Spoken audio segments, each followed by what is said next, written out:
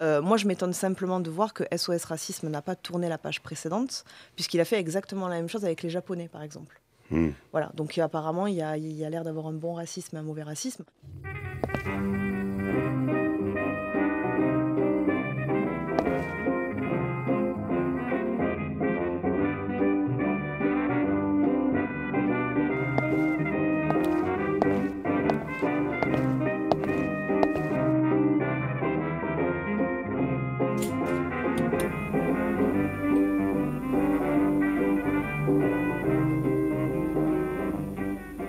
Bonjour à tous, chers abonnés d'Omerta, abonnés de notre application, abonnés de notre chaîne YouTube, et puis ceux qui nous retrouvaient aujourd'hui sur ce podcast Expression Libre.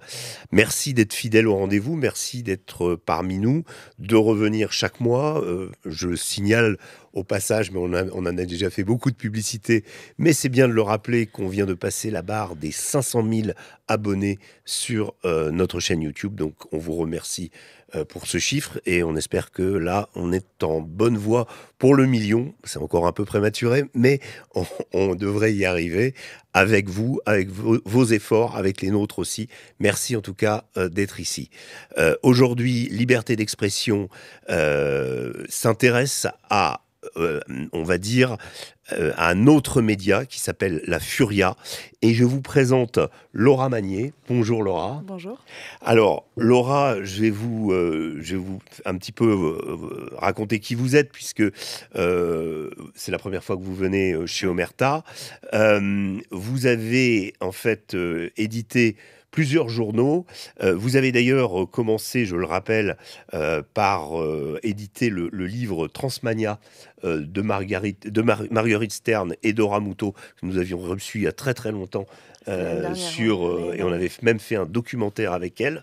Donc vous aviez comment, et ça n'avait pas été De tout repos, non. de tout repos, Non. et le documentaire qu'on avait fait aussi, Trans, qui était chez Omerta, nous avait posé beaucoup de Ouais. problèmes. Bref, on va pas parler de cet aspect, mais on pourrait. En 2022, vous avez créé Magnus et le journal satirique La Furia, Ouais. et aujourd'hui vous publiez ces auteurs, on va dire, ces personnalités que sont Laurent Oberton, Papacito, Marceau. Première question pour nos auditeurs qui ne vous connaissent pas forcément. La Furia, c'est quoi au juste? Vous le définissez comment? C'est un Charlie Hebdo de droite? Alors, la définition est très simple, c'est une revue trimestrielle satirique. Moi, j'aime pas tellement dire que c'est un Charlie Hebdo de droite parce que le contenu est quand même différent. Donc, je pense qu'il faut se contenter de revue trimestrielle satirique qui reprend plusieurs thèmes d'actualité. On peut pas être dans l'actu chaude puisque, comme je le dis, c'est trimestriel. Donc, on a toujours un léger décalage avec l'envoi des exemplaires à l'impression. Mais on reprend tous les thèmes fondateurs de la société actuelle. Voilà, donc les numéros évoluent au fil des trimestres. Mais non, on ne peut pas dire que c'est un Charlie Hebdo de droite, puisque Charlie Hebdo est un hebdo, par définition. Donc, ils sont beaucoup plus ancrés dans l'actualité Mhm. immédiate et réelle. Voilà. Mais vous êtes, quand vous dites nous sommes ancrés dans la société, ça veut dire quoi? Ça veut dire qu'on reprend les grands thèmes sociétaux, politiques majoritairement, mais en fait, on a traité tous les sujets. Par exemple, il y a de ça 1 an et demi, on a fait un magazine complet sur le sport, sur la question du sport, voilà, qu'on a traité de manière satirique. Donc, on peut avoir des numéros, on va dire, plutôt spéciaux, Hors comme sur le série un petit féminisme. peu? Alors, on a fait aussi des hors-séries, mais Mhm. plutôt sur les auteurs. Là, on a normalement un hors-série qui devrait sortir pour les travaux de Laurent Oberton. On a fait Marceau, on a fait Papacito.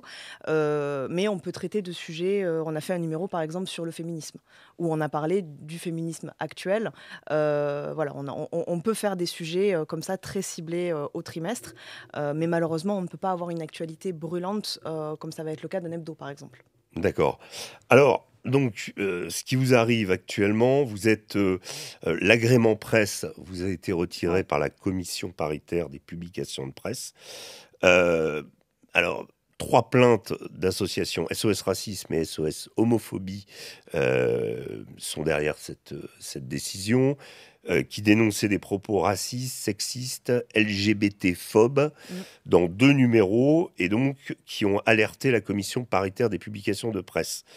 Euh, Est-ce que cette démarche, ces 3 plaintes, vous pensez que ça allait ça allait aller jusqu'à au retrait justement de cet agrément presse. Comment vous Honnêtement, avez vécu tout ça? Racontez-nous. honnêtement, non. En fait, ça a commencé par SOS Racisme, donc qui a commencé à faire pression à nos distributeurs, à nos points de distribution. Donc ils ont envoyé des courriers aux grandes enseignes, Leclerc, Cultura, etc., pour alerter sur le contenu. Et je pense ils se sont pris un mur, tout simplement parce que justement, nous avions l'agrément presse et le statut IPG, donc Information Politique Générale, qui était relié à l'agrément. Ce qui oblige en fait les points de vente à mettre la Furia en kiosque. Quelles que soient les sensibilités de la personne qui Absolument, c'est-à-dire possède que le point les de vente. kiosques reçoivent des exemplaires, ils sont obligés de les mettre en rayon. Donc ils se sont heurtés à un mur à ce moment-là, puisque les distributeurs n'avaient pas possibilité de retirer les magazines des rayons. Et donc, ce qu'ils ont fait, c'est qu'ils ont porté plainte contre le magazine. Bon, ça, à la limite, je pense qu'il y a plein d'organes de presse qui reçoivent des plaintes quasiment quotidiennement. Et ils ont ensuite écrit à la CPPAP, qui est donc reliée au ministère de la Culture, pour mettre en garde sur le contenu qu'il y a à l'intérieur du magazine. Alors, je précise quand même que depuis 2022 que le magazine est créé, nous envoyons les exemplaires à la CPPAP et nous recevons de la part de la CPPAP un agrément chaque année. Là, le dernier en date, donc c'était en octobre 2024, était valable jusqu'en octobre 2026, donc pour 2 ans. Évidemment, chaque exemplaire est envoyé, ce qui est normal, donc on imagine que la CPPAP fait son travail et connaissait déjà le contenu précis du magazine. Et donc, à la suite de cet envoi de courrier, nous avons reçu de la part de la CPPAP une demande de réexamen de l'agrément. Donc, nous avons monté un dossier. Alors, normalement, il laisse à peu près un délai de 2 mois pour que le dossier soit monté. Nous, on a eu 3 semaines. Donc, on a activé immédiatement nos avocats. On a fait un très, très gros dossier pour réexamen. Et en plein été, donc début juillet, la commission s'est visiblement spécialement réunie pour nous retirer l'agrément en catastrophe, sans nous laisser la possibilité de réagir médiatiquement, puisqu'en plein été, la plupart des médias s'arrêtent et les gens ne s'intéressent plus du tout à l'actualité politique. Et donc c'est pour cette raison que nous ne communiquons qu'aujourd'hui, parce que donc là ça concerne le numéro qui vient de paraître, là le numéro 16, et que juste avant en fait on avait encore l'agrément sur les précédents numéros. Voilà de quelle manière ça s'est déroulé. Est-ce que dans le cas, est-ce que c'est selon vous, enfin comme vous avez étudié le dossier et que vous avez vous avez étudié la procédure, est-ce que c'est une procédure normale que la CCPAP retire Est-ce qu'il y a d'autres exemples à d'autres médias? Parce qu'en général, on se dit l'ARCOM doit être plutôt saisi. Il y a d'autres procédures, non? Alors, il y a eu des précédents, notamment, si je dis pas de bêtises, en 2022 avec le journal Rivarol, qui a perdu son agrément. La différence, c'est que le journal Rivarol avait reçu apparemment plusieurs... comment dire ils avaient été interpellés plusieurs fois de la part de la CPPAP pour modifier le contenu du magazine. Le journal avait été également plusieurs fois condamné par la justice. Et apparemment, la CPPAP veillait au grain en disant à Rivarol faites attention, il faut modifier ci, il faut modifier ça. Et de ce que j'ai compris, en tout cas des conclusions qui ont été notifiées, Rivarol n'a pas suivi ces consignes et donc l'agrément a été retiré à Rivarol. Il y a aussi un deuxième cas de figure avec France Soir, me semble-t-il, en 2024. Je crois que c'est en 2024, qui a perdu son agrément suite à la crise du Covid. Alors là, je ne connais pas du tout les tenants et les aboutissants. Je ne sais pas exactement de quelle manière ça s'est passé. Ce qui est certain, c'est que nous, on nous a simplement demandé un réexamen. Donc, on a envoyé les pièces justificatives demandées. En plus de ça, on a ajouté, évidemment, un courrier d'avocat pour répondre aussi aux attaques de SOS Racisme. Je sais que normalement, on laisse un délai de 2 mois pour ce dossier. Là, nous avons eu 3 semaines. Et évidemment, personne ne nous a téléphoné. On n'a pas eu de débat contradictoire d'aucune façon face aux membres de la CPPAP. On nous a simplement juste notifié le retrait de l'agrément le 11 juillet dernier. Voilà, c'est tout. Alors, est-ce que, parce que dans certains de vos publications, notamment de ces 2 numéros, on trouve donc, sous la plume de Papacito, une phrase comme, «Les Arabes se défrisent les cheveux comme des salopes, vivent dans le DHLM et baisent leurs cousines». Mmh. On peut imaginer que, de la part d'SOS Racisme, il y a quand même une certaine logique à s'interroger sur la présence écrite de ce genre de phrases et à demander à faire une action. Comment vous est-ce que vous utilisez la satire, vous mettez ça en avant? Comment vous justifiez en fait, c'est la liberté d'expression? Alors, déjà, enfin, ce qui est particulier, c'est de la part d'SOS Racisme, c'est d'isoler des phrases sur un contenu de magazine, donc qui fait à peu près 144 Mmh. pages. Ils ont isolé effectivement ces deux phrases qui sont dans le hors-série Papacito, donc il comprend le meilleur de Papacito plus quelques pages inédites. Et en fait, ce que c'est amusé à faire Papacito dans ce numéro, c'est une page les Arabes c'était mieux avant et les Arabes pardon, les Arabes avant et les Arabes maintenant. Évidemment, c'est de la satire à 300%, donc il a pris des exemples d'un arabe pendant les croisades, en le montrant très street cred, sur son cheval, etc., à faire la guerre, et donc les arabes maintenant, donc avec les phrases que vous venez de citer. Moi, je m'étonne simplement de voir que SOS Racisme n'a pas tourné la page précédente, puisqu'il a fait exactement la même chose avec les Japonais, par exemple. Mmh. Voilà, donc apparemment, il y a l'air d'avoir un bon racisme et un mauvais racisme. Pour répondre à votre question, évidemment qu'il s'agit de satire. D'ailleurs, moi, j'ai été auditionnée par la police judiciaire de Paris pour justifier ces phrases. Les 3 plaintes, donc 2 de SOS Racisme et une d'SOS Homophobie, ont été classées sans suite. C'est-à-dire que le caractère satirique et humoristique du magazine a été retenu par le magistrat. Donc la justice Alors, a qu'est-ce tranché. qui Donc les justifie plaintes n'ont pas été instruites. qu'est-ce qui justifie là le retrait de l'agrément presse finalement? Ah, je suis certaine que c'est une décision à 100% politique. Je suis certaine que c'est une volonté politique de Mais la part de l'État de censurer un si ces magazine de plaintes droite. si ces plaintes n'ont pas abouti, ce que vous me dites, Oui, et en toute logique, il ne doit pas y avoir de retrait de l'agrément presse. ben, je suis d'accord avec vous, mais je n'ai pas la réponse. Je n'ai pas la réponse et a priori la CPPAP ne souhaite pas non plus donner de réponse puisque Laurent Humberton a fait un appel sur ses réseaux sociaux ces J'ai derniers vu. jours Mmh. pour justement pour avoir des explications de la part de la CPPAP. Nous n'en avons pas. Nous n'avons pas de réponse de la CPPAP. Alors, je voulais vous demander, après on discutera, on reviendra sur cette notion de liberté d'expression. La CPPAP a justifié ce retrait. Donc on l'a dit, le fait que de nombreux contenus du magazine sont susceptibles de faire l'objet de poursuites pénales, mais si vous me dites que ces poursuites n'ont pas abouti, c'est quand même assez étonnant. L'agrément permettait de bénéficier davantage du régime économique, des avantages du régime économique de la presse, TVA réduite, tarifs C'est ça. postaux privilégiés et aides. En quoi êtes-vous pénalisé actuellement par ce retrait? Alors, on est pénalisé justement par rapport à ce que vous venez de dire. Donc, les frais postaux ne sont plus les mêmes. Donc, ça nous coûte plus cher en fait d'envoyer Mhm. l'exemplaire au lecteur. La TVA a changé. Donc, de 2,10, on passe à 5,5.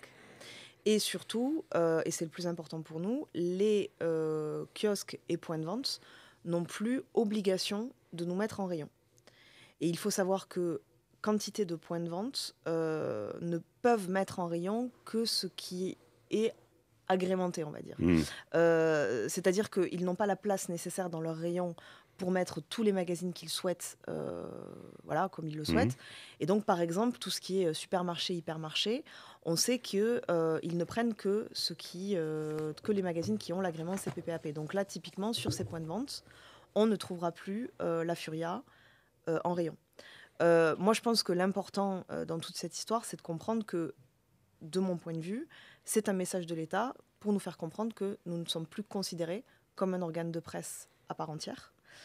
On sait parfaitement que là, sur le numéro actuel, évidemment, on est en train de médiatiser l'affaire, je suis ici pour en parler. Mhm. Donc les points de vente vont prendre le magazine pour la vente, ce qui est logique, il y a des lecteurs qui vont se déplacer, qui vont le demander. Ils en prendront moins en janvier, ils en prendront moins en avril, et en fait, petit à petit, ça va s'amenuiser. Et surtout, moi j'estime que du coup, on quitte de manière très directe l'espace public, c'est-à-dire que nous ne sommes plus disponibles dans l'espace public. N'importe quel lecteur ne peut plus se déplacer naturellement au kiosque quand il va acheter Libération, Le Figaro, Omerta, peu importe qui. Maintenant, il ne pourra plus le faire pour la Furia. Et je trouve que c'est un problème. Voilà. Actuellement, vous estimez à combien votre perte dans cette opération? C'est très compliqué de le quantifier maintenant. Je pense qu'on y verra plus clair dans quelques mois, puisque là, en plus, on est parti sur une campagne de réabonnement. Et de notre côté, évidemment, on ne va absolument pas laisser la CPPAP. Mmh. Donc, on va essayer d'obtenir des réponses. Et surtout, on espère à terme récupérer notre agrément. À quel terme? Parce que quand même, nous, on connaît un peu l'économie des magazines. On sait que si, on n'est pas présent au point de vente quand on a promis, justement, qu'on a fait une promesse éditoriale d'une périodicité, on perd rapidement, le lectorat qui va ailleurs. Est-ce que c'est pas ça que vous craignez? Avec ces procédures qui sont très longues, Encore une fois, c'est très très il y a un difficile de risque que répondre. vous disparaissiez complètement? Oui, il y a toujours un risque. Et c'est pour ça, donc, comme je le dis, qu'on se lance là dans une campagne de réabonnement massif pour Mmh. mobiliser les lecteurs. Évidemment, il y a une question financière, mais pas que. C'est que de notre point de vue, il y a un véritable scandale d'État derrière. Parce que la vraie question, c'est, là, on parle de la Furia. Qui sont les prochains? Mmh. Quels magazines ou quels journaux seront concernés par le retrait de l'agrément? Et à quel titre, surtout? Par Est-ce quelle motivation? vous mettez, par exemple, Heu, dans l'interdiction de C8, par exemple, vous Ah, pensez je que c'est pense, oui, dans c'est... le même Oui. mécanisme qui est à l'œuvre? C'est-à-dire que pour ce qui est de C8, on peut pas dire bon, la Furia, ça c'est un peu connu, mais ça reste quand même u Mm, un titre. Là, on a quand même supprimé avec C8, l'émission la plus regardée de tout à France, fait, ouais. au prétexte que, bon, des choses quand même, assez aberrantes en termes d'importance. Et là, ce que vous subissez, ce que j'aimerais comprendre, c'est dans le mécanisme dont vous êtes victime. Est-ce que vous pensez que c'est on va dire, un effort délibéré de la part de l'État? Il y a des gens qui sont derrière et qui disent, tiens, on va les faire eux, on va les faire eux, etc., etc. C'est un mouvement général? Je, Moi, je pense effectivement qu'il y a une volonté délibérée de la part de l'État de nuire, en tout cas, à des médias dits de droite, ou en tout cas à des médias qui dérangent. Vous avez parlé de C8 et de l'émission de Hanouna. Mhm, Je pense que c'est assez symptomatique. C'était effectivement une des émissions les plus regardées de France, si ce n'est la plus regardée. mhm. Et effectivement, il a été littéralement censuré. La chaîne n'existe plus. Il a été obligé de partir sur une autre chaîne. Oui, je pense que c'est une volonté délibérée de l'État. Et dans notre cas, je pense que c'est une décision complètement politique de la part de la CPPAP. Vous avez, dans ce magazine, des gens, des dessinateurs, Mm. on a parlé d'Oberton, de Papacito et autres qui travaillent dans votre média. Qu'est-ce que vous leur dites aujourd'hui? Est-ce que vous préparez un nouveau numéro quand même? Oui. Heu, Vous Ah arrêtez oui. pas, Non, non, on ne va pas s'arrêter. De toute façon, comme je le disais au début, on ne va pas les lâcher non plus. On mmh, va continuer. Donc là, les prochaines semaines, elles vont servir à récupérer de l'abonnement de manière massive. D'ailleurs, mmh, je remercie déjà les lecteurs qui ont commencé à s'abonner et à faire passer le message sur les réseaux sociaux. C'est très important pour nous. mmh, On espère aussi que certains politiques vont se lever. Voilà. mmh. On a demandé aussi des explications à la ministre de la Culture, Rachida Dati, nous ne les avons pas encore eues. Mais évidemment, notre objectif, ce n'est absolument pas de nous arrêter, donc nous allons continuer. Je ne sais pas sous quelle forme, je ne sais pas exactement encore comment, tout dépendra de l'issue de cette campagne Mmh. d'abonnement, mais nous n'allons pas nous arrêter là, ça c'est certain. Et surtout, je fais une précision aussi, c'est que nous avons quand même fait un recours auprès du tribunal administratif. Mmh. Donc malheureusement, c'est très très long. C'est des procédures qui durent très longtemps. Donc on devrait avoir une réponse et un jugement dans les 2 ans. Mais d'ici là, effectivement, a priori, nous n'aurons plus d'agrément CPPAP. Donc nous sommes dans Donc l'attente. pendant 2 ans, vous n'aurez plus cet agrément. A Donc priori. on pourra plus vous Sauf... trouver, dans les Leclerc, dans les supermarchés Alors, et on dans les pourra nous gros points trouver de dans vente, quoi. certains endroits. Je pense que les Ouais. relais, par exemple, vont continuer à nous distribuer. Mmh.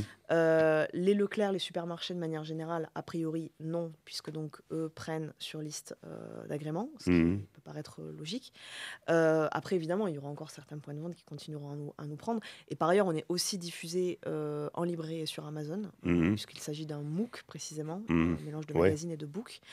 Donc, par exemple, les lecteurs peuvent aussi nous trouver sur Amazon et sur notre site internet. Donc, quoi qu'il en soit, les lecteurs vont nous trouver d'une manière ou d'une autre.